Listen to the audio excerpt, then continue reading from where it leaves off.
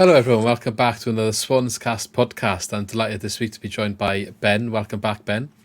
How are we? Okay. And Jordan is back after a long time, so welcome back, Jordan.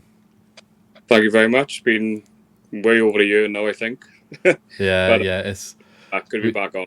No, we appreciate you having you as me, really. I'm just bad at planning and asking in advance. But we got you now, and that's the important thing. So today's agenda, we've obviously got a couple of games to talk about since the last podcast. I believe we last spoke about getting humiliated at Bournemouth. Luckily, we haven't been as humiliated since, and the performances have improved, but we've got nothing to show for it. So we got two games, Swansea's defeat away at Leicester and defeat at home to Plymouth. We'll obviously kind of touch on the trip to Hull, which will be tomorrow. If you're watching this on Friday evening when we're recording, it depends when it goes live. It's on Saturday. We're recording this Friday evening on the 9th. We'll also review the transfer window as well and kind of give our take on Swansea's business in and out. Not that there's that much to talk about, but I guess that's a topic in itself. So, we'll get to that. We'll talk about the games first. So, we don't have to necessarily go in detail about Leicester and in detail about Plymouth, but let's just talk about how the development of play style and how the squad is playing under Luke Williams. I didn't manage to catch the full games myself. I saw quite a bit of both, but unfortunately in and out of work and stuff, I try and get as much as I can in. So starting at Leicester, early goal really killed us off because I thought actually we played okay. What's your initial observations then, Jordan, of how we played away at Leicester? Well, I think you can see in the second half, that's the way that we're going to try and play under Luke Williams. Like you said, I think that first goal was the one that really killed us off. And the questionable penalty decision, me personally, I think the Swans would have gone on and got a goal if that penalty decision didn't happen. Yeah, well, we did get a goal in the end, so... but I think we really would have kept on pushing, but you could see how deflated the players were when that incident happened. No penalty for you then, no? You're certain on that? Yeah, his side are going to want to... Not going to want to, sorry. He said his side are going to concede goals. Yeah. But the concerning thing for me is I just don't really see where the goals are going to start flying in on a consistent basis for me. Yeah.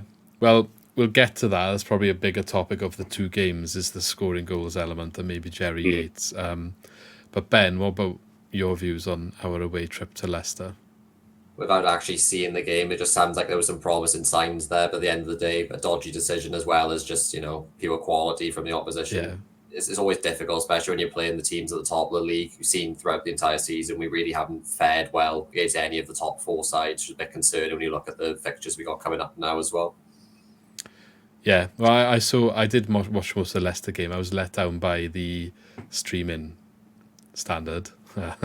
Unfortunately, because I wasn't at home, I was watching it on my phone, and it just, you know what it's like.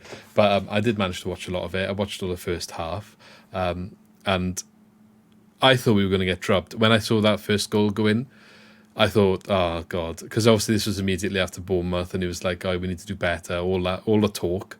And then what was it, 4 minutes or something ridiculous? 3 minutes the goal was. And the frustrating thing about it was Jerry Yates probably could have scored immediately before this happened.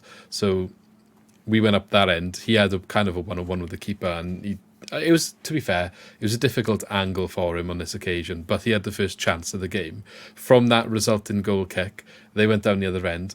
We had an insanely high and flat line, which allowed Dewsbury Hall to kind of break the offside trap, and he literally had half the pitch to run at Rushworth on his own, and obviously slotted home. So I was thinking the worst when I saw that. Although, to be fair, they did improve defensively in the Leicester game. You obviously mentioned the penalty, Jordan. That was maybe what, secured the points for Leicester, because we were growing into the game, I think, after we went 1 down. We were a bit maybe dodgy the first 10-15 minutes, but the longer the first half went on, we grew into the game, and I think we started quite well in the second half, and the penalty kind of knocked our stuffing out a bit, and they scored a third quite quickly after maybe some suspect play on the ball. but we've seen quite a bit of that already, and we know that's what we can expect. Nice to see us get a goal at the end and Joe Allen scoring. Any other takeaways from Leicester, Jode? There's nothing there to add, to be honest, but I got to say I was really happy to see Joe Allen on the score sheet.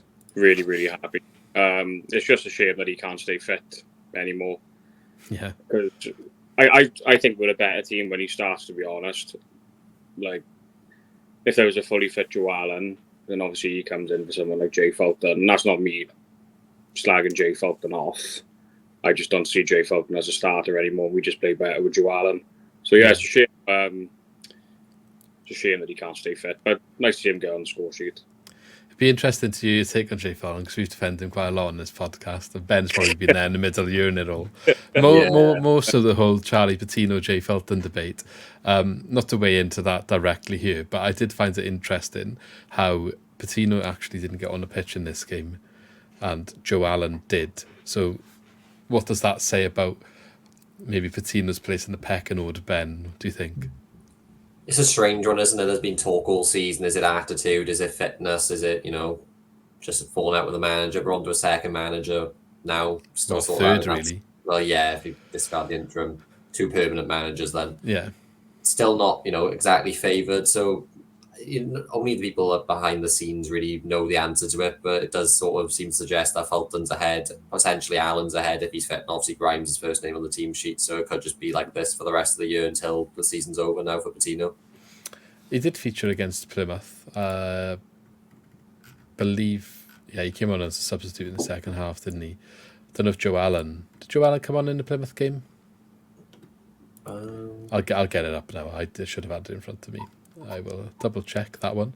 No, he didn't. No, he didn't. So it was Patino that came on against Plymouth. So I'm wondering, is he looking at the opposition and just wondering who's going to work better here?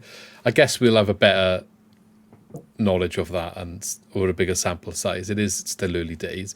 I'm wondering if the Leicester game was obviously just before the transfer deadline passed. Maybe there was something from Arsenal to say about his playtime in January. Do you think there's anything behind that? I've heard some rumours or people suggesting as such. Isn't there? It's really difficult to tell. It doesn't seem to have had any impact. If there has been word, you don't feel like Arsenal are annoyed with us in any way because he's still here, and we now have a second player on loan from Arsenal. However, so we clearly haven't mistreated him. No, I saw it as more of if there is potentially interest elsewhere, they want him playing less just in case he gets injured. Mm. I think he was linked to Juventus, wasn't it? He was linked to a couple of Italian clubs I saw. Yeah, I don't know how much substance was there because they were named a lot, but then nothing really happened, did it? Yeah, apparently there was a Juventus scout at the Morecambe game, and I don't really know what he would have made of that, to be honest. Definitely didn't pick the right game to come down to watch, but I'm sure he enjoyed that pinnacle of the British football scene. But yeah, it's interesting, isn't it? And I know you mentioned you don't see Jay Felton as a starter. I think I agree with you that we need an upgrade in that position. I do think Allen, he probably had a decent game when he came on at Leicester, but if you look at his performance, maybe all of midfield, all of the squad, I guess, really, in the Bournemouth game, he was quite poor as well there. Not to say they all weren't necessarily, but at least Felton, I guess, has got a few more years in him. I don't think he has deserved the criticism that he has got this season as a whole. Not to say he can never be criticised. And I think the main point we usually make here is usually it's Patino is this amazing player, Felton is awful, and there's no in between, basically. We're just saying sometimes Patino makes mistakes that you can criticise, and Felton is probably a bit of a scapegoat on occasions. But I think Patino is a quality player, and I would like to see more of him. But there's clearly something there to suggest. I don't know if not all is right, but 3 managers this season have been in charge and not selected him. There must be more to it.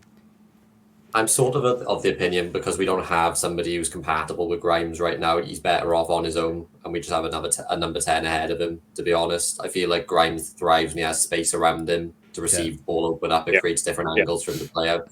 Sometimes having a midfield partner right next to him actually hampers him a little bit. Well, he's gone with the sort of system now, isn't he, of playing 4 at the back. It looked like he was going to try and implement the 5 when he first came in.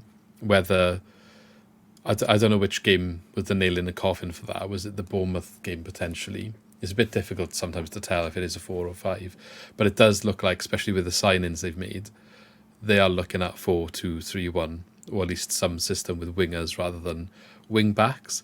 So do you think it's likely Grimes will play on his own in the midfield if they are to stick with that sort of system? Not with the forward back, no, because then we get overrun on the counter. Yeah. But I think the issue as well with that 5 at the back system, all our right wing backs are injured. It's bizarre, really, when you think how long Latibordia and Russell Martin was at right wing back for us, out of position. He just played 90 minutes at a time, never got injured until right near the end of the season. We actually have options now, but none of them can stay fit. It's annoying, really, isn't it? Yeah, Ashby's injured again, isn't he? So apparently it's not looking great again for him. Ashby, Key, Parker, even Abdullahi, who's played there a little bit. Parker out for the season by all accounts. On the injury news, out for the season, yeah. Well, probably. They don't expect him to come back this season, but that's a shame because he was looking quite promising. He was when he made his debut up in Coventry. Yeah. He looked really. I don't think he made his debut in Coventry, did he? I think he had did he have a sub appearance? No, I think he's made 2 or 3 league appearances, and it's just taken away so quick, isn't it? It's a shame. Yeah, massive shame because I think he would have been a regular by now. I know it's one of those things where he's only young, and you've got to be careful in terms of like how you integrate him into the squad. But I think he's more than capable. Yeah. More than capable. Even like just sitting on our bench at the moment and getting minutes here and there. I wouldn't have put him back in the academy. I would have put him straight into the squad. I mean, Kyle Norton started the last game against Plymouth at right back, which I think actually did quite well, to be fair, considering the lack of game time he's had in the last year or so. I think he slotted in and did quite a good job, to be fair to him. And he's played a lot of his time at centre-back when he has played. But I definitely think if Sam Parker is available, Kyle Norton probably isn't starting. Even at right back, I think, because Sam Parker can obviously play wing back, right wing. And I think he would have definitely started. It would be interesting. I think with the signings, he's going to keep with the wingers now. So how the fullbacks fit in, or does he incorporate the system where they still push on quite a lot and one of the midfielders drops in? It would be interesting to see how this kind of transitions over time. I think you've got to with timing because he really doesn't suit the back 4 where he's asked to sit deep. He was probably, under Michael Duff, he looked really uncomfortable, got beaten by one-on-one duels frequently, but he's got a new lease of life now in this new system. He looks like a completely different player. Someone who, probably, considering how poor our transfer window was, he was in the same bracket as our other signings for me until this switch. Yeah. Now all of a sudden 2.5 million is not like a bargain, but it's justified, I think, if he keeps playing like he is. Yeah. Yeah, definitely. I agree. I don't know if you've got any thoughts on Timon, Jordan. I got to be honest. When he first signed, and having watched the first few games, I weren't sold on the fact that he was a £2 million player. I got to be honest. I didn't like the idea of it, but I'm exactly the same with Ben there. The minute the change come in, you're starting to see why we did spend a little bit of money on him. Yeah. So, since that change, he's been one of our better players. Timon. It's just a shame we haven't got someone on the other side like Josh Key at the minute. Yeah, definitely. Hopefully Josh Key can come back and regain fitness because he was the bright spark for the first half of the season in what was a poor period under Michael Duff. He was the one that was kind of standing out quite often. Timon now. I do agree with both of you, actually. I think I said on the podcast before, wasn't convinced by him, really. I didn't think he was replacing Ryan Manning, and for me, I could see what we'd lost more than what we'd gained, and had a negative effect considering we signed Ryan Manning on a free, left on a free, and then we paid quite a decent fee for what we have spent since we've been in the Championship on Josh Timon. But he has definitely upped his game in the last few weeks since the change of system and change of manager. So fair play. Obviously, there's definitely a player in there, and I hope we can continue to see him develop and grow. I just thought he was suspect defensively on times under Michael Duff, and well, I guess that could be said for a lot of the squad. But yeah, not necessarily that it's not still the case now, but we know there's maybe more reasons for a lot of the mistakes at the moment, and hopefully they can iron them out of the game. It's going into the Plymouth match specifically then, while we're on the defence topic. Bashir Humphreys made way in the back four for Ben Cabango. On him specifically, I think he's quite struggled to adapt to this new way of playing, which maybe is a bit of a surprise coming in on loan from Chelsea with a player who's, tipped for England credentials. Ben, what do you make of Bashir Humphreys so far? And do you think he's got a future under Luke Williams here, or maybe he's just going to fizzle out and be shipped back to Chelsea in the summer? I think he's got a future. Maybe he just won't reach the heights that we'd all hoped he would in the summer. It is a surprise, like you say, particularly because one of his key traits that he was boasted about when he came in was his ability to use both feet. So it was kind of surprising when you put him in the system. You thought he'd stand out a bit and be more like Nathan Wood and Darling than perhaps like Bango's recently been playing. At the minute, though, now that Darling's injured, you're struggling to really name your centre-backs because it's only really Wood that's on a bit of form for me. I think Wood did decent against Plymouth, but he sort of had to carry Cabango through large portions of the game. Humphreys probably would have been much similar because he struggled, particularly with getting pressed, which I am shocked at, if I'm honest. Yeah, the press has absolutely killed Humphreys. I've seen him in a couple of games. We went up to Birmingham and heart-and-mouth moments were... Yeah, it was not fun to watch. Let's just say that. Jordan, Bashir Humphreys for you? I got to be careful when it comes to centre backs that we've had on loan, because I think one of the first times I come on here and ask me about what signing am I really looking forward to, and I said Reece Williams. So I got to be. I remember centre backs on loan, but part of me feels it's in the Coutinho bracket as well with Luke Williams. Is he looking at potential players now? Like, I know he's probably a bit more forced with Humphreys to play, but I can't help but feel at some point during the season when our centre-backs are fully fit that he's going to fizzle out a bit because he knows that Humphreys isn't going to be here next season. And I don't know whether it's the same with Patino as well. Is he on limited minutes at the moment because Williams knows he ain't going to be here next season. So it's an interesting one, but I got to be honest, I can't really say fully and honestly what I think of Bashir Humphreys at the moment. But I do echo pretty much what Ben has said. Whenever there's any sort of pressing game, Humphreys struggles massively. Yeah, definitely does. He can't seem to make the decisions quick enough to get the ball away, and he's always forced into a position to just do something, and often that something is probably the worst thing he can do. That's probably the nicest way to put it from what I've seen under high press from him, but hopefully he can improve. Obviously sharp contrast to what Duff was doing, and the other guys would have been here under Russell Martin, so as much as they would have taken a few games to readjust, I would imagine it will come back to them because they would have needed to be doing this for the last 2 years beforehand, or a year, depending on when they came into the team. Obviously, Cal Norton was the other one there. We just kind of touched on him. I think he had a solid game. The result against Plymouth, we talked about the defence, obviously. They didn't get what they deserved performance-wise. I think it's fair to say. I was frustrated afterwards. Usually, right, when me and Lee will chat after the games, and he's always the one that's all doom and gloom and negative, and not in a bad way. I think the emotions are high. You see the result, and it's like end of the world. And I'm there trying to logically say, it's okay, it's not that bad. Let's look at the long term. But it was kind of flipped a little bit. Not that I was doom and gloom, but I was like, look, it's all well and good having these good performances, like against Leicester, or second half against Southampton or whatever. But the games aren't getting easier. You got Hull and Leeds, and at what stage does you just need to start getting something?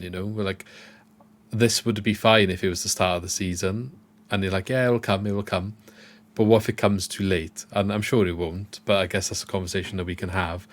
I think it's fair to say we kind of battered Plymouth in a way.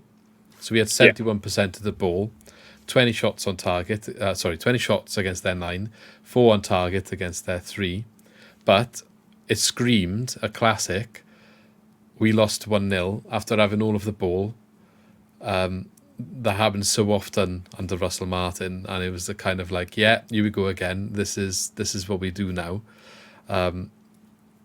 How does the performance make you both feel for the rest of the season, considering we're now only sitting 5 points ahead of relegation as it stands?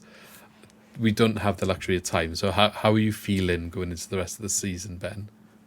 It made me quite optimistic, to be honest. It wasn't as if we, had all this possession, we were shooting, but we were shooting from range, not having good chances. We created clear goal-scoring opportunities. I think Hazard in goals, however you pronounce it, sorry, in goals for them, had a brilliant game. He got them 3 points. We had Patino, point-blank range, Yates, point-blank range, Patterson had a couple of good chances as well. Like, on another day, it's a comfortable 2-1 victory, I think. Plymouth aren't even that good with set pieces. That's probably what annoyed me as well. They really don't score that many. So, a routine that they probably saved it for us. Because it was laid off for Whittaker. They made Whittaker captain for the day. I have a hunch they've had that in their back pocket for a few weeks. They've saved it for us. Was Whittaker captain? Was I didn't notice captain for the day, yeah. And also, this, because we've been focusing so heavily on possession and training, maybe they're thinking, they wouldn't have focused so much on defending set pieces. We'll have this one in our back pocket. I mean, no one was even near him. It was frustrating. So I watched that back just before this, just so I could discuss this goal. And I looked at it in a bit of detail. And I haven't really seen that many people talking about fault. I've seen a lot of people saying, it was a well-worked routine. Sometimes you just got to give it to them. It was a good finish. I'll credit Whittaker to that. But there is fault for me, and it's Ollie Cooper. Whittaker was Ollie Cooper's man. And maybe I'll give Ollie Cooper the benefit of the doubt because he's hardly kicked a ball this year. So I understand why maybe the rustiness is there when it comes to marking in the high-paced environment of an actual match. Not that it's an excuse, but I get where it's come from. But he kind of like tracks Whittaker's run, runs into his own man, and then just is nowhere while Whittaker's got acres of space. But it is Ollie Cooper's man, and he's the one that loses him and allows that run and allows him to be in the space. So it is preventable as much as it was a good set piece. It is kind of our own fault that the opportunity was also there. Don't know if you two have any opinion on that or disagree. I mean, I think that game, as positive in some ways that it was, that game for us summed up our season in a way, didn't it? Like 1-0, Morgan Whittaker, and a side that hadn't won away all season. I think a lot of people could have comfortably put their mortgage on that and said, right, okay, that's what's going to happen today. However, I did like the look of that Ronald. Player. His name is, I don't really know how to pronounce it, but... Is it Ronald or Ronald? Because I feel like he's Brazilian and it needs to be Ronald. Because you just need to add an O1 to the end one day. And we'll go with Ronald. I just think Jerry Ace needs to give up his number 9 shirt and we have an R9 Brazilian. I think that's what we need, but there we are. That's just me. I mean, yeah, so as much as I just maybe put the fault for the goal to Ollie Cooper, it was nice to see him back on the pitch with him and Ronald. Correct us in the comments. I'm sure you all will anyway, because my pronunciation is suspect at best of times. But nice to see a bit of attack on the wing. Ollie Cooper, I'm surprised, come into the squad actually, but it's good to see. I hope that he can take that and push forward. I know he had couple of good involvements in the game, but obviously most of it did come down the right-hand side, and very exciting, very attacking, taking players on, running at defenders, stuff we've been screaming out for so long, haven't had, putting quality crosses into the box as well. And yeah, Jerry Yates definitely needs to do better with several of these. And Jamie Patterson, I think, needs to do better with one of his opportunities. He just skied over the bar, playing rugby, I think, for the Six Nations. But it was good to see, wasn't it? Like, good to see someone running at another team with pace and causing problems, Ben. Yeah, he's so intelligent with his runs in behind as well. First half, I was literally just watching him because he was on the side of the pitch where my seat is. Just watching him, how many times he ran in behind the back line and didn't receive the ball. Everyone was screaming. I think it was Cabango a lot of the time, was having the ball at his feet and he wasn't releasing it. If you gave that ball to Grimes or Wood, Ronald or Ronald, as we'll say, he gets in behind so frequently. I was just waiting for him to sort of gas out. Like, he can't keep making these runs, so over and over and over again. But he kept going into the second half as well. So his fitness, you're used to seeing Balassi. That's why you're saying that. His fitness, I didn't know how much football he played this year, but I thought, I'll give him a month or so to get up to No, I speed. think he was He's ready now. He's I think he was in the squad already. Yeah, I think he was playing in the team he was in Portugal. But no, that was one takeaway. Obviously, I think a lot of creativity now we're gonna be heavily reliant on Ronald. One interesting thing, Cooper looks like he's being tried as a left winger. He wasn't in the number 10 position. He was definitely a left winger in that game. Yeah, but Jamie Patterson, if he's injured or his legs are gone, you'd imagine Cooper needs to step in there. Who else is there? Patino, I guess, but yeah, Cooper, I feel, is a more natural fit. Now. But I weren't really expecting Luke Williams to try, push Ollie Cooper out wide. It could work over time. I sort of knew as soon as I saw where he was playing. Right, he's not going to be brilliant today. It's a new position for him. Yeah. But last one, I'd say Jerry Yates. He probably will start bagging some goals now, I reckon. Like if he's having high quality chances. Like, he needs one to go in, doesn't he? That's what he needs. He's having high quality chances. If he keeps getting those chances, he is going to score goals. It's just a matter of time. Yeah. What are you going to say, Jord? I 100% agree with Yates. I feel like if he gets one goal, I would like to think that kickstarts it for him. But in that game against Plymouth, it wasn't quite working out for him, and I got hounded a bit for this. But I said, you've got someone like Ronald now on the wing who's willing to whip those balls in. You've got a 6'4" striker on the bench. Yeah, I agree with that. I don't really know what's happened with Karajevic. Nobody will know. Like Ben has said previously, the only people that will know is those behind the scenes. But if he's fit enough for the squad, I would have thought, with half hour left, with things not going quite right for Yates, say you got a player on the pitch who's whipping crosses in. Why not bring on a 6'4" striker? Yeah.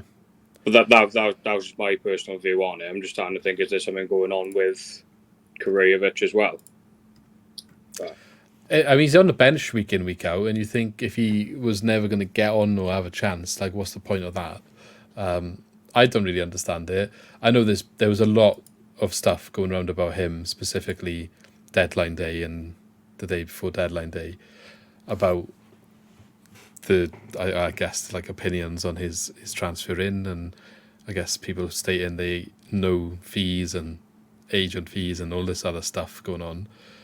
And it was a waste and a bad decision. But I from what I've seen of him, I don't necessarily think he needs to be written off. Maybe the fee is high for what we've seen, but he haven't also had a chance, in my opinion, to justify the fee. How has he had a chance to? And it's easy to say then, well, in training, you obviously isn't doing it. It's you have had a lot of injuries and a long layoff with injury. But sometimes some players just don't necessarily show it all in training. Strikers, this happens quite often. Whereas you put them in a match day and they just get you the goals or the performances. I don't know if that will be the case with him or not, but we're never going to know if we don't try him. And if you've got a striker who's on the pitch right now, has really not got confidence, isn't scoring you goals, the fans are on his back constantly, I don't see the harm in giving the other one, who isn't getting on the pitch at all, getting any minutes, 20 minutes, 10 minutes here or there. I really don't see the harm in that. I know Liam Cullen came on instead, but Liam Cullen's been playing a lot of the season not in the striker position. So if he's then going to come into that role, but also feature on the wings, what does that say to Karajevic? It doesn't fill you with confidence either, does it, I guess? No, I am gutted for him, to be honest, because when he's played, he's looked fairly decent in the short amount of time he's had. Hasn't had a start as far as I'm aware. Morecambe in the FA Cup, I was thinking, you'll get at least 60 minutes there. He came on a little bit at the end. I'm like, it's just a shame. Across three managers, this is the thing now. If you count the interim manager in between, he's had three different managers. No, I know he's had injuries, but no one's really given him a proper. I don't think he really was there for Sheehan. I think he didn't come back from his injury until right at the end. Yeah. I think we've spent, the reported fee is around £2 million we've spent on him. And the one goal that he scored for us was a really good header at Millwall. And I think that's the frustrating thing, because you've seen a little glimpse of what he is capable of. And now we've got wingers who are willing to whip crosses in all day. He's not playing. I just don't get why he don't come on in this game as a sub. I just don't understand it. I think he deserves a chance. And you say that the header, from what I've seen, you had people on Twitter saying how amazing his finishing was in the warm-up. to the game on the weekend. In the warm-up, he was banging the goals in with both feet, like proper clinical finishing. So he's clearly got ability there. Now, applying that on a match day is something different, but you can only learn to do that when you're actually on the pitch. And the other thing is touch. From what I saw early in the season when he was kind of coming off the bench before he got injured, sometimes his touch was quality, his first touch. Like he looked a bit... He's quite tall, isn't he? But he didn't necessarily present himself as what he looks like build-wise. He's got a little bit of pace about him as well, from what I saw. And I do feel like he's someone that we could utilise if we did try. Yeah, he's not a typical target man. He's actually seems quite good striking from range as well. Yeah. He's not actually someone who wins a first ball, but I'm not sure that's a bad thing. But we're not a team that looks to win the first ball anyway. So this is what winds me up a bit. You spent this amount of money on him. He's a little bit, he's a bit of a unique skill set. Yeah. Try and use it. At least give him a chance to show it. And all this talk about the fact that he hasn't shown anything to justify the money before us. So whatever he'd been before at Swansea, like why did we think that was the value is what I'm seeing all over Twitter. Like people saying whoever decided that fee was right for him is like, what are they looking at? Well, do you know what? It's exactly the same for Joel Perreault because he did absolutely nothing before he came to Swansea as well. And he cost, he did cost a bit of a fee, didn't he, before we signed him? Over $1 million, I believe, for Perreault. Yeah, $1 million, potentially rising to 2 it could have been. But based on his history beforehand as well, he had done nothing as well. So, and you got the famous tweet from John Van Zweden Avenue saying that he was trash, basically. But that's based on what he'd seen, based on his youth career and the loan spells that he had, which suggested that he didn't really have much about him. And all of a sudden he developed into this amazing player that's been quite profitable for us. But don't forget, Russell Martin didn't fancy him when he first walked through the door either. It just shows that sometimes you need to give a player a chance. Yeah. One thing I'd like to point out as well, though, I feel like all the years under Steve Cooper of just not signing anybody for a fee and only having loans sort of like probably given the fan base an incorrect idea of how much money 2 million is nowadays. It really doesn't get you much. Like for us, 2 million is a lot of money, but go up to the Premier League, you pretty much have to spend £40 million to get like a top half quality player minimum. It's like £2 million nowadays. Yeah, we can't afford to spend that money recklessly, but you're not going to sign a ready-made 15, 20 goal, season striker for 2 mil. It don't happen. Yates even he's about in that 15 to 20 goal category. He was 3 million with somebody going the other way as well.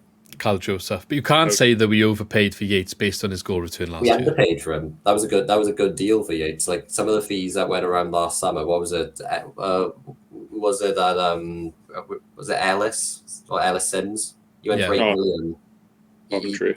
He had half a season of form. £8 million. It's like, and he's not doing that well for Coventry now either, is he? So like the 2 million thing. Oh yeah, it's too much money. Maybe a bit, but it's not. It's not much more than what he was worth. And there's not many other options either for that sort of price. Like Jerry Yates, what was it, 3 million? So what's he scored? 7 or 8 goals this season so far? Yeah, he's our top goal scorer still, right? Or joint. I feel like if you get to the end of the season and he gets to 14, it's not bad. It's not really that bad, and that's what he had last year, 14. Yeah. Joel Perreault getting 20. Yeah, in back-to-back seasons, we're selling him for 15 million, whatever it was, there or thereabouts, and 3 million is a fifth of that. So the goals isn't a fifth of the goals that Perreault has given us. Perreault probably offered more in other areas of the pitch, but Jerry's confidence is down, and that's where a lot of the issues are coming. In terms of there's a cross, throw yourself at it. Like maybe there was one in Birmingham that he definitely should have thrown his body at. It probably is a confidence thing. Maybe if he's just banged in 5 games prior, he does throw himself for that ball. You see that all the time with strikers. I'm not trying to defend Jerry Yates necessarily because he should have done better in a lot of his chances, but he's probably going to be our main striker. I think he'll start putting chances in when he gets them, as we said, and we should probably back him if we want to see him get that sort of returns as well. I know we kind of already discussed on this with Yates, but we're going to be with him to the end of the season, so we want to get the best out of him. If he can start scoring week in, week out in the summer, we might not want to lose him. It's a thing as well, like on deadline day, he was linked with Blackburn, wasn't he? Yeah. I think it was Blackburn. Like me personally, I think that would have been a terrible idea because I think it would have been a loan, wouldn't it? Yeah, and they wanted to try and sell Kurejevic out as well, but what would happen then? We just bring Cullen low.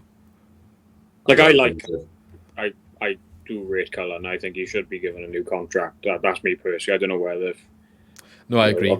Feel different about it, but it's very obvious that Yates is going to be our main forward.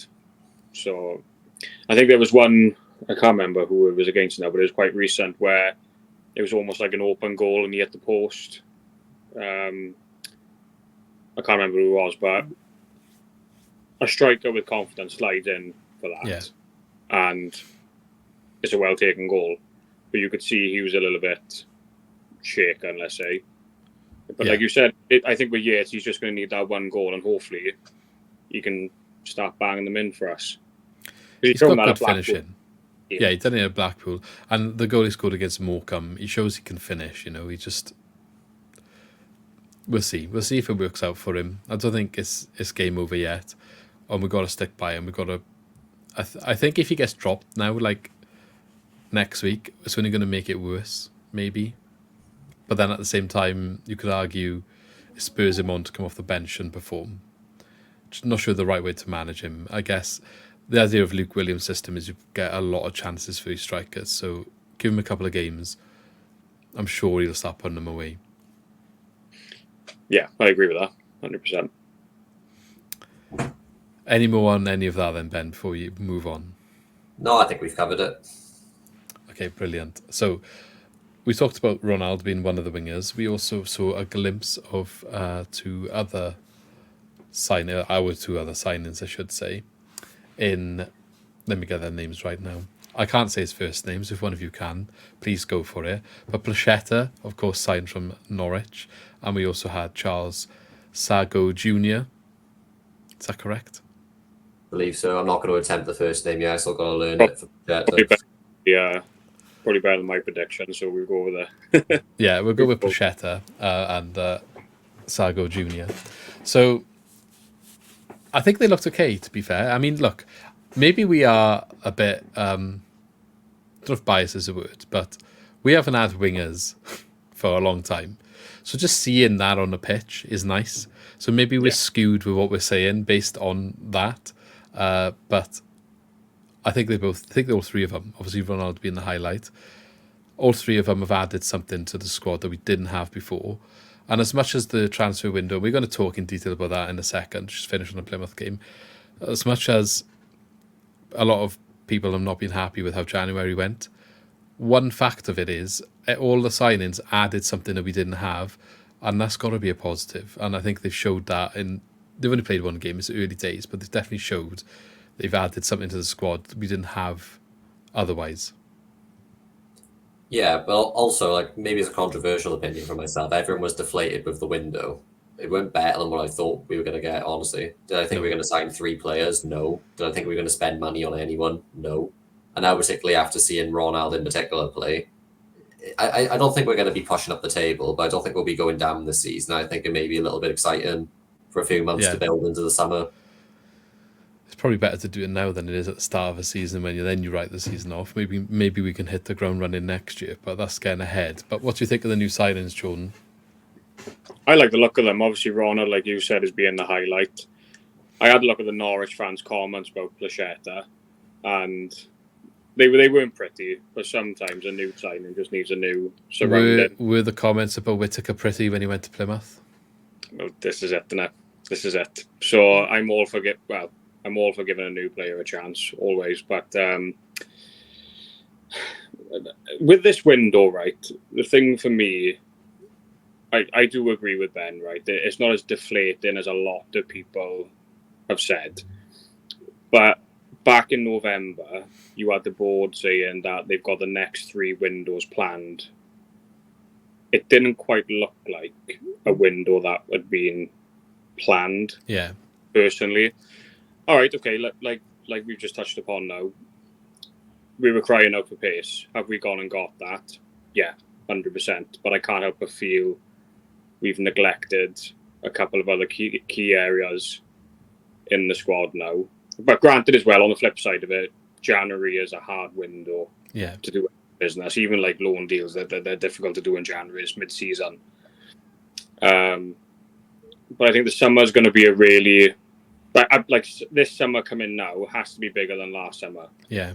For Luke Williams, and I can't help but feel that also last summer has set us back a bit, because if the figures are true in the amount of money that we spent on these players, and when you think about it, half of them are going back to their parent club anyway. I don't know what Paul Watson's data is, but I think it kind of does need to be looked at in the summer. And yeah, maybe. Okay, we'll move on to the transfer window now then. I'm not here to necessarily defend Paul Watson and defend the board, but I do like to put logic and a bit of a perspective on it. Okay, so go back to last summer.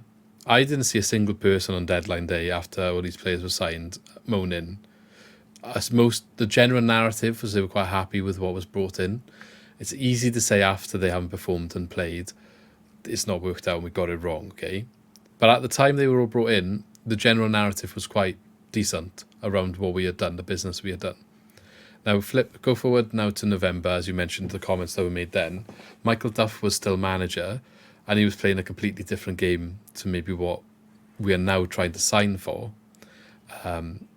He obviously signed players as well in the summer for a wing-back system that at this point, by November, we weren't even playing. We were playing with 4 other back, because he couldn't quite get the 5 to work and found success when he switched it. And then he gets sacked. Now, they revert, and maybe this is the biggest issue, the fact that they've reverted to more of a Russell Martin style of football again, which is what they kind of binned off with their summer window. Now, I acknowledge that is the biggest problem here. And whoever made that decision, it was the incorrect decision, but hindsight is wonderful, you know. I don't think everyone is saying Michael Duff on paper was never going to work. I don't agree, because then you could say the same thing about Steve Cooper. I just think it just didn't work this time, and you can't always get them right, and whoever made that decision can hold their hands up for whatever reason, and he didn't help himself as well with the stuff he was saying. It just didn't work, okay, and it ended, and they've reverted back, and they've perhaps admitted they got it wrong, okay. And if you're not happy with that, then I don't really know what you want, because you're crying out for this style of football. They've gone back to it and he's still moaning about it, but whatever. So we're going to it in January now, and they might have been planning for these windows and these 3 windows in advance. But the style of football's changed again. So a lot of the targets might all of a sudden, with a month's notice, be different. You're right in what you're saying. January is very hard to do business in, and you often overpay if you get certain targets in January, especially when teams know you're desperate in certain areas. They definitely up the price. We've seen that in the past many times. So I'm with Ben. I didn't expect much at all from January transfer window. I didn't really expect to add in areas that we kind of already added in the summer. So the fact that we brought wingers in probably is what I was expecting, I think. That's what I've wanted for a long time. And they have brought pace and wingers in. And I guess what probably happened is Luke Williams was asked, where do you want to stretch? What's your priority for what you need right now to kind of get ticking? And he's probably said as a priority he wanted players in those positions, hence why we signed 3 of them. I saw a lot of people disappointed we didn't bring in a midfielder, but I don't think that was ever going to happen. And I saw people disappointed that we didn't bring in a striker. And when you signed Yates and Kuerovic in the summer, again, and Lowe, I don't necessarily think that was ever going to happen unless one of them left. If one of them left, maybe there was someone to come in. But if they didn't, I realistically couldn't see a striker comes through the door. So on the face of it, I'm not necessarily over the moon with the transfer window, but it's by far not the worst January transfer window we've had in recent years. I'd probably say it's a average 6 out of 10 or something, 5, 6 out of 10, depending on how the players fare, which obviously you can't necessarily comment until later on. But Ronald does seem to be a real find. But if you go on Twitter, that's an issue because he wasn't our first choice, you know? So, does it really matter? There's probably 100 names on the list. If he was third on that list, you're not going to get all your first choice players, and you're definitely not going to get all your first choice players in January. But yeah, a little bit of a half rant there, but don't know what you make of what I just said. I just think there's context, you know? Speaking of a midfielder, though, does anyone know about this Connor Barron? Is it from Aberdeen? That just came out of nowhere, didn't it? I don't know how much I saw you tweet on that, actually. I kind of feel like you got a point. Do you know what? I can't even remember the tweet now. I can't even remember the tweet. I've tweeted a couple of tweets. Barron. Well, what do you think about him then? What do you think of that speculation? I wanted a midfielder. Yeah. But he's a free agent in the summer. Yeah. And I suppose when you look at it, it probably does make sense to hold on if he is going to be a free agent in the summer. Because I think that's what we've done with Josh Key, didn't we? Like, we were linked with him last January. And yeah, it's risky though, isn't it? If he's highly rated as well. Massive. Correct me if I'm wrong. Can I know you can't do it within the same league. We can't speak to out of contract players early in the same league. Does it count for Scottish teams as well? I have no idea. I was going to say I'm not actually sure on that one. Because abroad, obviously, say he was in Spain, we'd be able to discuss with him now to sign in the summer. You can't do it, for example, if there's a player out of contract in Plymouth. We're not allowed because they're in the same league, and I guess it's classed as tapping up. I'm just not sure. Anyway, though, don't it? If we're being honest, maybe through agents and stuff, and under that's what agents are for. Yeah. But there's always the risk that it can go to some sort of tribunal, isn't it, and stuff. And there's the risk you miss out on the player. It's what we tried with Ogbene from Rotherham, if you remember, and then Lincoln in the Premier League wanted him. Well, that was never going to happen, was it? Yeah. Yeah. I thought maybe it wasn't you that tweeted it, but I thought it was you that tweeted it about it screams of a move of like, oh look, we did try and sign a midfielder, but it didn't work last minute. Like, they did it last season with someone as well. Yeah, that might be Ogbene. I remember Porto with Jason Levine on it. Yeah. Yeah, that's the tweet. Yeah, I feel like you might have a point though, because it seems to be a bit of a theme. He came from nowhere that we were interested. Apparently, we put a bid in for him. Bid was rejected, and he was like, "Oh look, okay, we tried." Like, obviously, I'm not saying that is the case. That's just my. Yeah, I know. But that Barron, he was linked with Brentford, Celtic, and Rangers. I mean, most Scottish youngsters, if they're performing well, they do automatically pretty much get linked to Celtic and Rangers, don't they? But Brentford, Premier League side. Could be Brentford B. You don't know though, do you? Yeah, well, no. It's a tricky one. They're struggling in the Premier League at the moment, aren't they? So maybe you also got to be careful for the future. When there's like players getting linked to a contract or whatever. So many players now they'll get linked to like Brentford or they'll get linked to Brighton because agents think, those two teams always buy intelligently. Let's link them to them, make people want them. Yeah, you just don't know what's true in agent talk, and supposedly 95% of it's completely made up. Like there's no basis to it whatsoever. Yeah, well, what was that play we were linked with early in the window? And we did put a bid in by all accounts. Mundell. Yeah. There may have actually been something in that online. If Vital Swansea, I think, was on about it. Yeah. He ended up at Sunderland, didn't he? Yeah, and then I think it was because he went Sunderland, Sagoe Jr. We had no competitors for him, I believe. So they were interested in him as well. Yeah, I think so. He went permanently, didn't he? Yeah, I think he went for 2 million in the end, and we supposedly bid 500k. So I wonder why that didn't happen. Yeah. That's a little bit of a difference to the 25% of his final sale price. Yeah. Well, okay, so that's my take on the transfer window anyway. I think it's not as bad as what's been made out on social media, basically. Last year was horrendous. I don't know if you can put this in the same category. You signed 3 players in an area we didn't have any players. So that's immediately got to be better, you know? I just don't get it sometimes. I do agree though, Joe, we probably do need a midfielder. Just didn't think we were going to go out and get one now. Maybe in the summer. Yeah, I mean, Joe Allen's leaving on a free in the summer. So is Liam Walsh as well, probably. So that's 2 hefty. I think Liam Walsh is on decent wages as well, mind. So even if you end up with, Do you know what though? When he plays, he justifies them. It's just he don't play. So brilliant player, just injury prone. It's a sad one. I like Liam is. Walsh. We've had a few players over the years now, and the ability's clearly there. But the reason they're at Swansea and they're not in a better club is because they can't stay fit. Yeah. So, but like he's apparently due back February sometime, from what I've seen. So if him and Allen is there, and you've got Grimes and Felton and Patino, like you can see why maybe they're not rushing out to get a midfielder right now. Like I understand that, and Cooper can slot in too. You know, if that was necessary. Wingers, like that, everyone's raving about Ronald. Like look how much that's changed. Just what you see on the pitch all of a sudden. As much as we lost 1-0 to Plymouth, the general opinion was how well we played and probably should have got more out of that game. So, and I think that's largely due to the attack provided by them areas. So it's got to be seen to me as so far a good investment. Obviously, time will tell with the three of them. But again, Ronald, he came in and people were disappointed because no one knew anything about him and didn't have the fanfare. And apparently he was he wasn't our first choice. So, you know, he wasn't even the guy that we wanted. But he's come in and hit the ground running, like literally come in and hit the ground running. And what more can you ask really for a player? Out of all the players in the summer that we signed, would you say any of them had as big of an instant impact as what Ronald has had so far? Ooh. You'd be hard pushed to say that, wouldn't you? Yeah. I mean, Rushworth started slow across the Yeah, I was going to season. say, he Rushworth made a couple of mistakes in his first few games. I'd probably say impact-wise. Sorry, John, go on. the closest, but Who, sorry?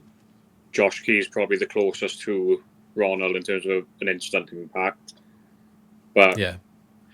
Ronald's my favourite type of signing. Mind, I like a signing like I had no idea who he was. Yeah. No idea. But there's someone who can just come in and play the way he has so far. Like, you can't fault it. Sometimes it's better that no one knows who he is because they don't know how to defend against him. Well, It's yeah. particularly mad he can't even speak English. Like He doesn't need to. Just give him the ball. It's like Montero again, and he can't speak English. Just give him the ball. Give him the ball. How much did we pay for him in the end, Ronald? Was it 1.5? Just over $1 million, it's like 1.2 or something like that, was it? There we are. He'll go to Leeds now then in the summer for 12. Happy He days. does scream of Leeds, doesn't he? I mean, to be fair, right, if you sold him for 12 million in the summer, like you can't bat an eyelid at that, really. I'm not sure he's got the shooting boots for a £12 million move, though, based on that one shot he took. I went out for a throw. Okay, let's rate the business then, and we'll discuss the few outgoings that we've had to, well, few, Brandon Cooper, and Balassi, Pedersen. and who? Sorry, Pedersen. He's Pedersen, actually listed. Just Did you forgot see about the him. And Show It On. There's a couple David. better. Who now? Sheffield Wednesday fan speaking about Pedersen on his debut. I have the other not day. seen. Yeah, you're going to have to go and have a look at them. I didn't think he was that bad here, to be fair. I thought he played well when he played. I'm not going to lie. Clearly didn't suit the system or what have you, but Maybe he's just there cruising mercenary style, though. You know, like he did okay when he wasn't amazing. He just did a job when he was on the pitch, but then he was only on the pitch 4 times, so it's probably hard to not to be awful in 4 games as well. Maybe another Cardiff game is probably his low light, so I guess that is pretty bad. To be I think the fair. way the fans are spoken, he'd be lucky to make 4 games. Apparently, he was absolutely dreadful. Who did they play against? Huddersfield, wasn't it? Yeah, I think it was. Oh, okay, Yeah, so it doesn't get 4-0. easy. Well, not that it gets. I'm not saying Huddersfield is bad, but there's a lot of teams that are probably more difficult to play against. Yeah. They've Yeah. been like Michael Duff as well, haven't they? Have they? Huddersfield. Do you know what though? I could see him going there and actually doing well. That's the annoying thing. I can see that 100%. Some managers just don't suit certain clubs, and that's just the way it is. But And he I was- think Duff is a good manager. He had a good time at Barnsley. You know, we can't make that up. And I'm sure he'll show it again. And we'll probably look back and be like, oh, why didn't you do that at us? But, you know, it's just the narrative and the context at the time. It just didn't suit the club probably, and it is what it is. But, yeah, let's rate the transfer then. Ronald then, rate him out of 10. Score 1 to 10. 8. 8 for Ronald. yeah, I'll give him an 8. Only because of how little he's played so far. But Yeah, we got a luxury of seeing some performances from him, a lot more than the other two as well. And what we've seen has been very positive, so I agree. I'm going to go with 8 as well. I just think breath of fresh air. Someone mentioned Montero. If he can bring that, that's amazing. Montero in his prime, putting Callum Chambers on the floor. And who else was it? Ivanovic. Ran of it. Yeah. Quality memories, that's what you want. Okay, Płacheta. 6. I'm going to say 5 at the moment, only because I haven't really seen enough of him. So I'm just going to go like smack bang in the middle. Okay. I'd say 6 just because it's a free transfer, but he's a permanent with his contract and Norwich expiring in the summer. So there's a chance, he does well here, wants to stay, pick him up on a free. Yeah, so by all accounts, from what I've seen, we essentially just took over the remainder of his contract, yeah? Yeah. So he came to us on a free, and whatever deals he had at Norwich, we are just continuing to kind of pay out for him. Now, I'm going to say... I'll say 6 as well, because that's probably quite low risk and in an area we need it. And, if it doesn't work out, we haven't kind of tied ourselves down. And then on the other hand, if he does do really well, I'm wondering, has there been pre-discussions about an extension, or are we going to be looking at losing him to someone else? I struggle to see us losing him to someone better, just because he hasn't had the best time since leaving Poland, really, as he injuries But and what he have does you. still get called up for Poland, though, doesn't he? Does he? Well, he has done. Let me have a look when his last caps were. He had a really bad injury as well, didn't he, while he was at Birmingham, so he hasn't really had a chance to get on. He's had like a year, wasn't he? But that 6-month contract is something to play for now. Like, if he wants to be here long term, he's going to have to play well for it. So, what he is as well, and I don't know if he particularly showed it loads against Plymouth off the bench, but he is pace. He has got pace to burn, whether injuries has hampered him a little bit and he doesn't have what he used to. But I remember when Norwich did sign him, it was a lot of hype around that signing. Spent a good few £1 million on him. There was one that looked like, he could evolve into a better player as well. Well, he's still only 25 years old, so he's, in the area of his career that he's still got time to go and push on, a little bit. And he's made 7 caps for Poland since 2020. So he's maybe he's not regularly getting called up, but he's a name that is there. I guess if he's had injury, that would explain why the caps perhaps is only 7. When's his most recent appearance for them? I haven't got that right in front of me, but I'll try and find out in a second. He featured in the 2019 under-21s Euros, but he made his debut in November 2020 for the senior team against Ukraine. Go on. I was only asking the question if he played after Euros, like Euro 2020, because obviously it happened in 2021, didn't it? Don't know if he made the Poland squad. I'm loading up these pages in Polish at the moment, so it's a bit difficult. Last time he actually got on the pitch for them was in 2021. 2021. He was on the when bench. Was his injury? I suppose the year-long injury was 2022 to 2023, wasn't it? So that would kind of add up then. Maybe he just hasn't forced his way back in since his injury. Last time he was in this squad, he got on the bench against the Netherlands in November 2022. Okay. In the Nations League, but didn't get on the pitch. Yeah, so, I mean, he obviously has not been in form, and that's why he's leaving Norwich, and that's why they're saying the things they're saying. But the fact that he's deemed good enough to get 7 caps, he's obviously out of form now, doesn't mean he can't get back to a position where he gets called up. You'd imagine if there's someone getting called up for Poland and they're playing in Championship, they must be doing okay. One thing I will say, he looked very one-footed, man. Yeah. Doesn't look like he's got a weak foot on him at all. He got into the box. I was like, okay, now open your body up, right foot, bottom corner. He just didn't do it. I was like, oh.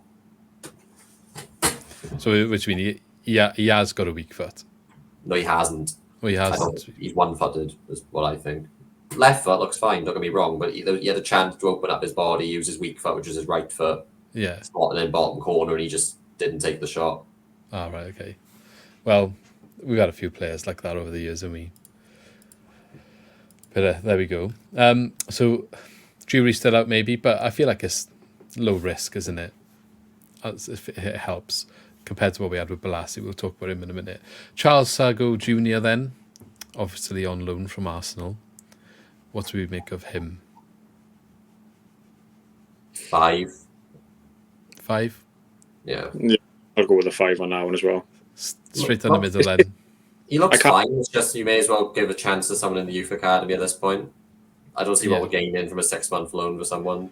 Like, who's next on the pipeline in the wing areas in the academy? Obviously, Sam Parker comes through, picked up a knock. Wilson, is that his name?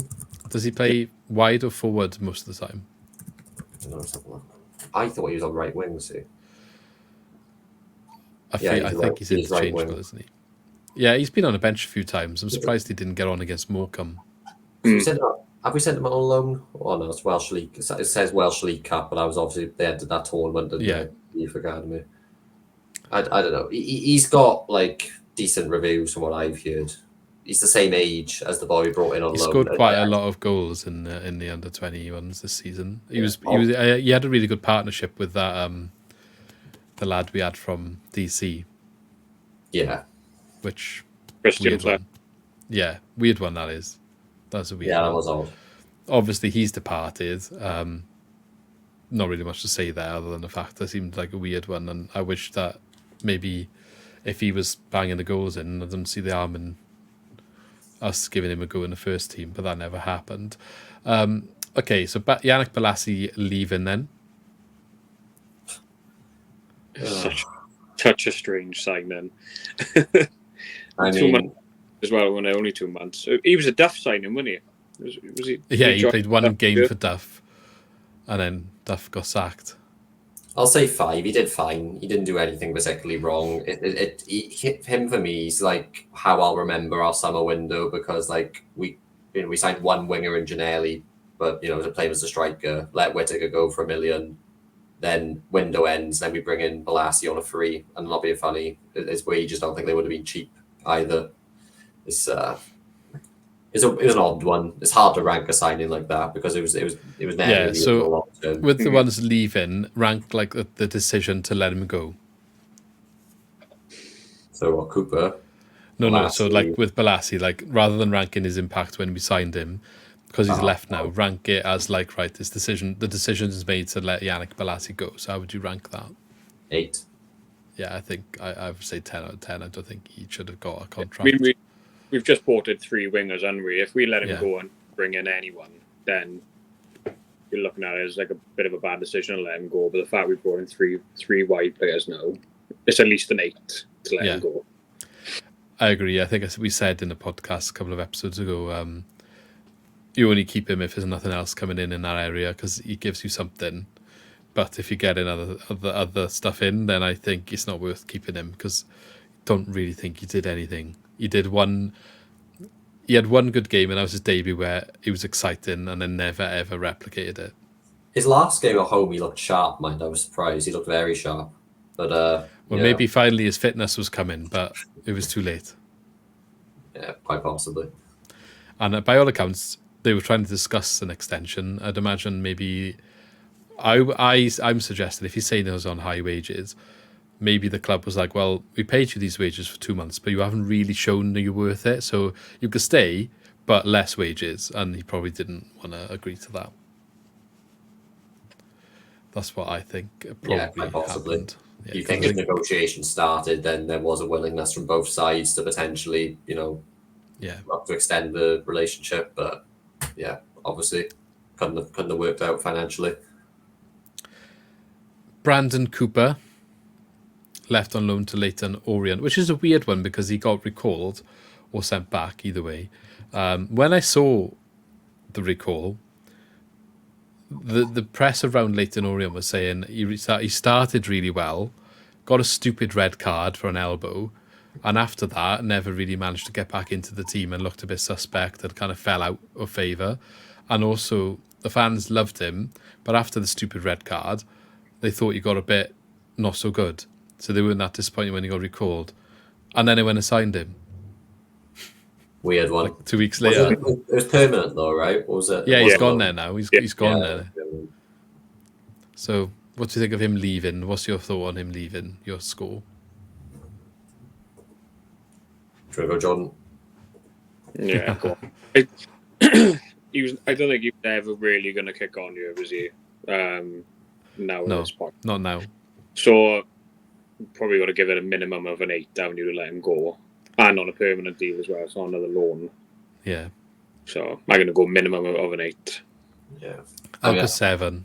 I'd say 7, particularly just because a couple injuries and he's struggling at the back. But I mean, I've said before, I think when we recorded him from Newport, when he was on loan there, it was under Steve Cooper, we were going for promotion, that he came back to play there and he got injured in training for the rest of the season immediately. That was his chance, I think. He started the season under Russell Martin when he came in.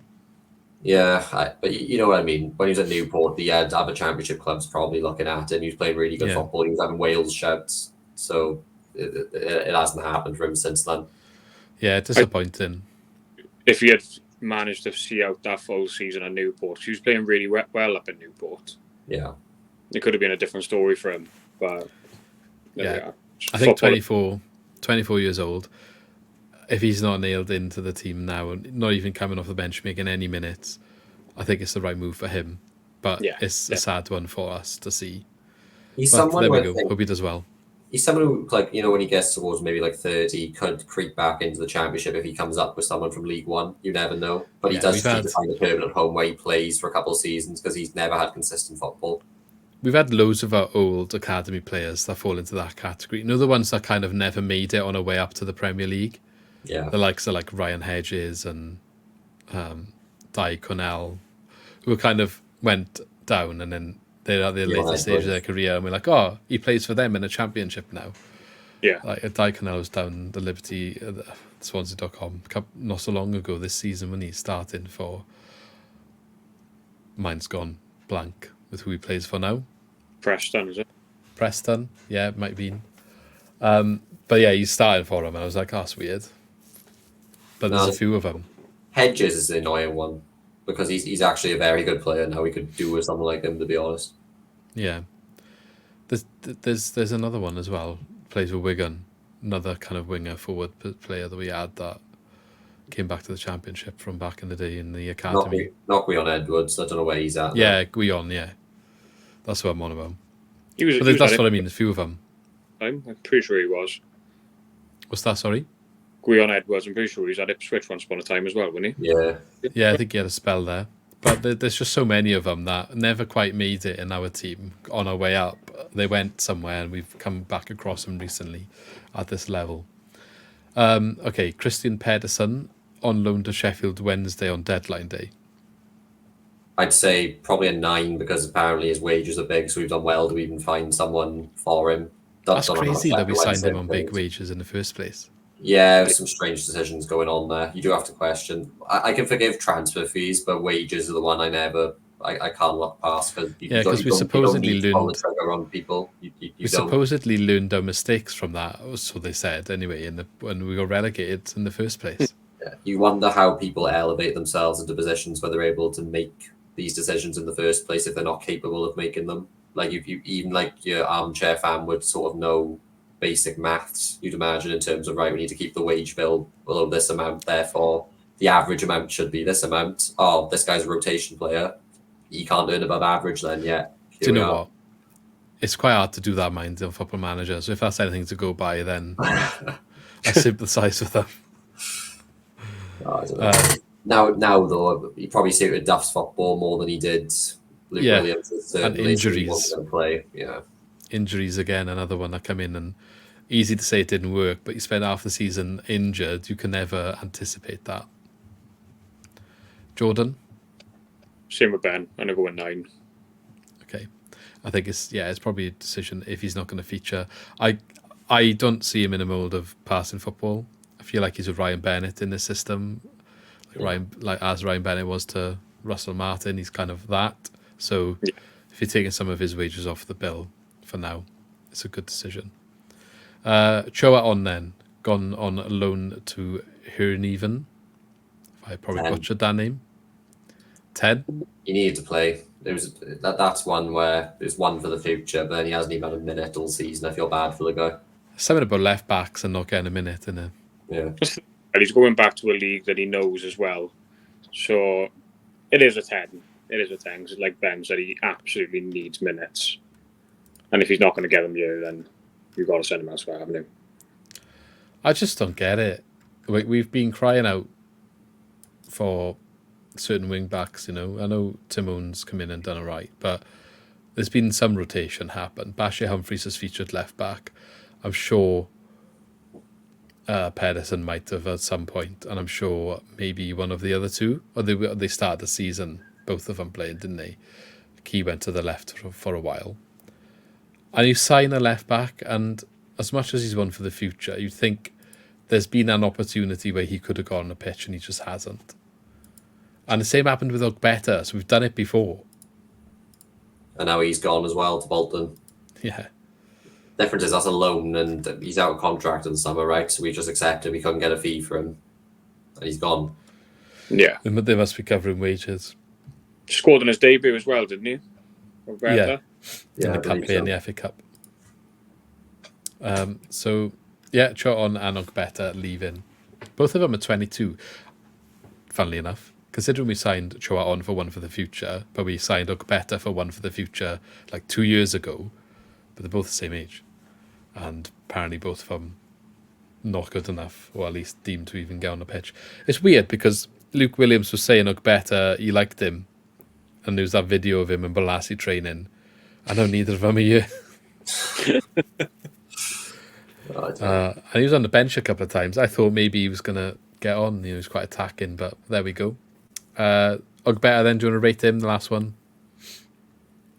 I'd say 6. I wanted to keep him around. What's the point in loaning someone out to let him go on a free? Is pointless in my opinion. His wages aren't going to be big. He came. I can't remember where we signed him from. It wasn't. I think it was Shrewsbury for 300,000. Who's our cover on left back now? Bashir Humphries. Yeah, weird one for me. I think they even played Abdullah at one point, didn't they? A left back.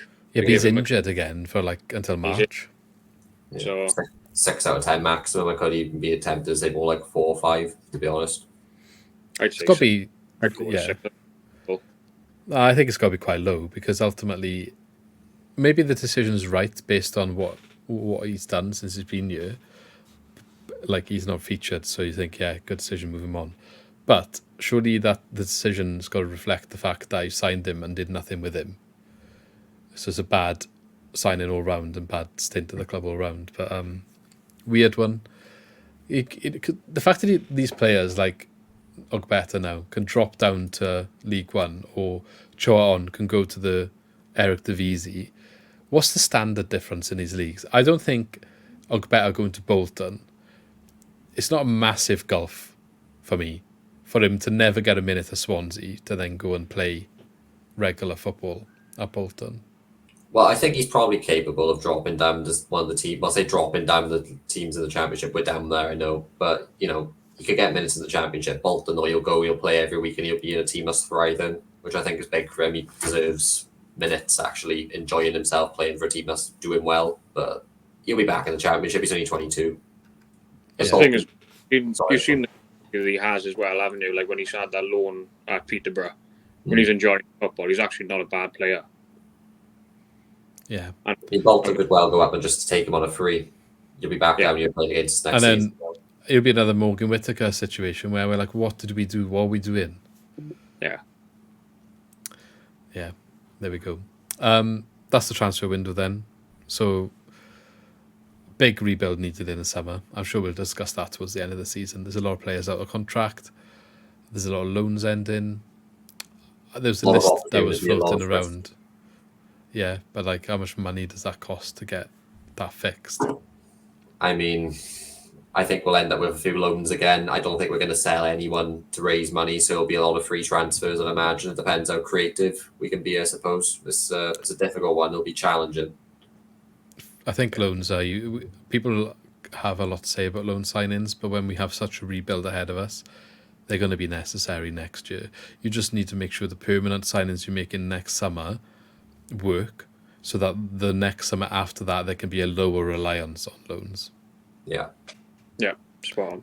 But it's going to be necessary next year because you're not going to sign 15 players or whatever it's going to need to be. Maybe 15 is a bit too high, but what was that? Sorry. It's a drastic number. But what is it? It isn't too far off. If you've got 25 squad as an average, and you can add in some youth to bump the numbers up, but 25 non-youth players is what you can have. So, actually, I don't know if it is in the Championship. It might be more. I know Premier League's 25. I don't know how many we got after the season. I'll get the list for when we talk about later in the season, but 15 wouldn't be too far off what we need. It might We be signed something like 15 just gone, right? Some are 13. just gone. It was just gone. 13. So we have the 3 in That does January. include the ones that were ones for the future, doesn't it? Including the 3 in January, though. And No. the loans. It includes the loans. So Yeah. in reality, if you take the loans out, it's a tricky situation. We're going to need loans, though. That's a reality of the situation. Final word then. Let's look at the table. We're currently sitting 17th now, 33 points. Lost the last 3 with a draw to Birmingham before that, and a win before that as well. We lost to Plymouth, who were on the same points as us. They've gone up to 15th now on 36 points. We're only sitting 5 points above relegation. QPR on 28. I feel like the other 2 are gone. Sheffield Wednesday and Rotherham. Maybe that's a blessing for us that there's 4 teams below us, and then QPR fighting for maybe 1 relegation spot there. You could probably add Millwall into the mix, who's sitting on 33 points with us, just better goal difference. What are your thoughts and feelings going into this then? We've got Hull and Leeds as the next 2 games. Any concerns? No, honestly. I think we could well bring a surprise against one of them. I think people are writing us off. I think people are writing us off because of the results, but the performances are picking up. It's only a matter of time before one of them turns into a win. Do you like your positivity? It's a typical Swansea City thing to do, though, and it has been over the years. Like we tend to not get the results where we, on paper, kind of should, but then we'll go to the the better performing teams in the league, and we'll get a win. Leeds will be more difficult because they're absolutely flying at the minute. Don't get me wrong. It'll be more. If we come away with that with a draw, and you'd be happy, wouldn't you? But Hull, was it 3 wins, 2 losses from the last 5? Yeah. So Hull are kind of. Also, I've learned the fact about Hull. They've never won 3 matches in a row under the current manager. They've won the last 2 matches. So we like to break records. Yeah. Plymouth never won away from home this season. Hold my beer. I do. As soon as you saw it, didn't you? As soon as you see the start, it's like, oh. I do agree with Andy, but it is a relegation battle at the moment. Like there's no hiding away from that. But I don't see us going down. I do feel there's like at least one more team that is a little bit worse off than us. But to say that we are involved in that, if you're going to include Millwall in the relegation battle, then surely we're in it as well. We are. And you know what? It's all right for you two. You were on TalkSport before the Bournemouth game, telling the world that we aren't in a relegation battle and we've got too much to go down when we were 9 points clear of relegation at the time and we were just as close to playoffs. Situation's changed since then and I look like a mug right now, so we can't go down because I'll never live that down. The guy on the radio was literally like, "Oh, are you sure about that?" I was like, nah, I'm quite confident. I'm going to get thumped 5-0 literally the evening it went live. So I was on the radio at 6 o'clock. 2 hours later, we're 5-0 down. I was like, I'm just going to leave. Yeah, but that comment will age like a fine wine now. You have some which, in the immediate vicinity afterwards feels like, oh, okay, that's a bad opinion, but give us some time. But yeah, you are right. Millwall kind of struggling, same as us. 1 win and 3 defeats in their last 5.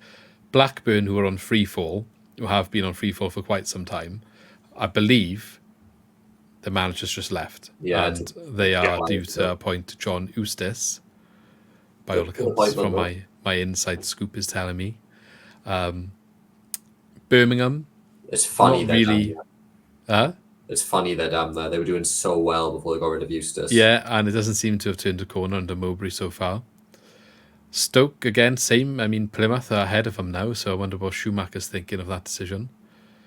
Huddersfield, they kind of been in the battle with the 4 at the bottom all season, so I would expect they stay down there, but they haven't lost in the last 4, to be fair to them. So maybe they're the one that got a chance of sneaking away. QPR again look like they're picking up again. They had a period they picked up and then they dropped off massively, picking up again. Those 2 are the ones that are looking to bring the rest of us into it, I think. You can't say Plymouth are really out of it either. I know they're just beating us, but the reason they are ahead is because they're beating us. They would be on 33 otherwise. Ahead of them is Bristol on 38. I would say maybe they are okay. Nah, They got 10-point cushion. Championship's mental. You never know. They haven't won in 5, so maybe they could get dragged down. Even I don't think anyone. Cardiff on 40, do you think? Like, honestly, even the teams like above 40, you're thinking, okay, we're going for a playoff push. But then 2 weeks ago, you were like, we're close to playoffs and relegation. You could lose 3 in a row, and all of a sudden, you're looking over your shoulder. It's what's just happened to us.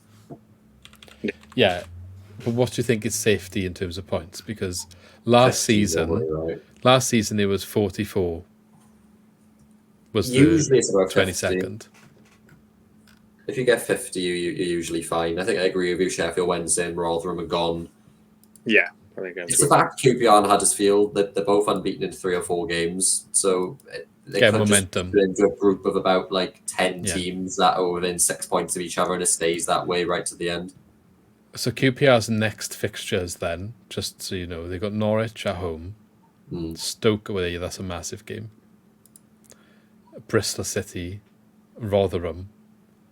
So they got some winnable games in the next 4 there, and then they got Leicester.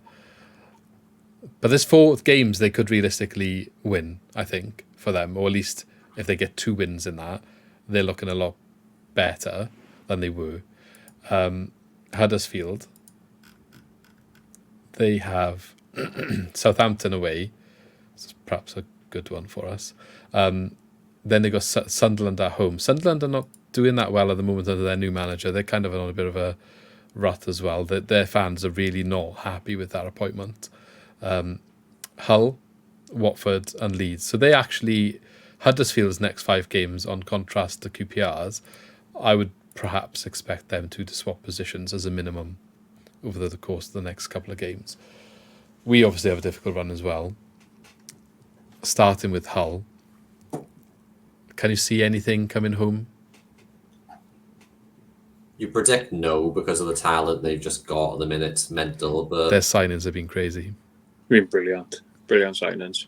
Hull, Swansea are always like quite fun games of football. I think there'll be a few goals in it regardless. But yeah, ask Mark Ehe about them. I mean, you're more likely to get something off Hull than Leeds, aren't you? Is the truth of it. So yeah, I'm optimistic something could come of the Hull game. To be honest, I don't know why, other than just eventually you do a bit of luck if you keep performing well. Well, Hull are going to play with an extremely high press, and they're going to play out from the back in a similar vein to what we want to do. So high press could cause us difficulties. Oh, I don't disagree with that. It'll be end to end, though, is what I think it could end up being. And then you get a bit of luck, it falls your way.